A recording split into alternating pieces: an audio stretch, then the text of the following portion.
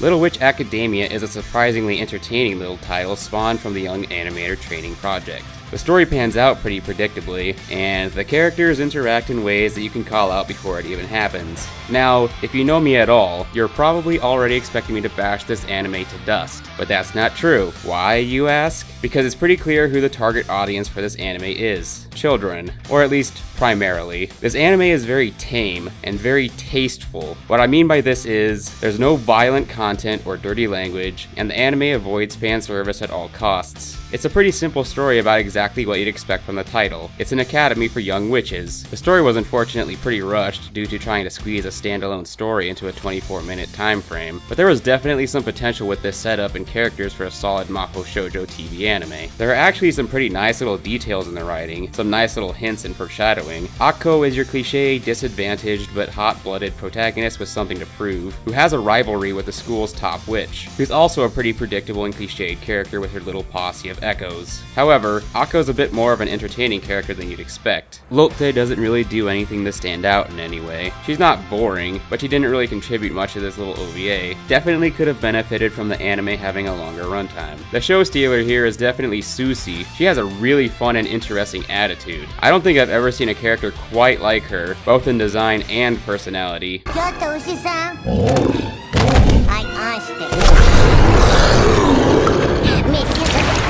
The only character that I've personally seen that I can say she's actually similar to at all is Violet from The Incredibles. The animation is very fluid, unique, and quirky in its own ways. The thing that stands out the most is the wacky, zany, ridiculous facial expressions. They're a breed that I don't think I've ever really seen before, and I loved them. The characters are very, for lack of a better term, animated. If I had to liken the style to anything, I'd say it's definitely most akin to children's shows. Surprise, surprise. The only real gripe that I can find with the visuals is that I feel the anime would benefit from utilizing a brighter and more vibrant color palette. It would have also been nice to have the background characters not look like cardboard, but I guess you can't expect a ton from a Young Animator Training Project anime. So like I said, this anime avoids fan service. There are plenty of possible opportunities where the creators could have chucked in tasteless fan service, but thankfully, they had some sense of integrity and used the magical skirt tactic to keep skirts from flying up, and censored the rest with black holes. Fan service would have been horribly jolting and out of place, considering the rest of the content. Oh, and the voice acting is pretty good too. There are actually some veteran seiyuu here, but also some newbies that put on a pretty good show. I'm looking at you, Susie. Damn, this is Michio Murase's only role so far, and she's just so damn good in this little role. All in all, Little Witch Academia is definitely an anime I wouldn't mind seeing a full show made out of. It would definitely make for a fun little Maho Shoujo. It'd definitely be worth it just for more Susie.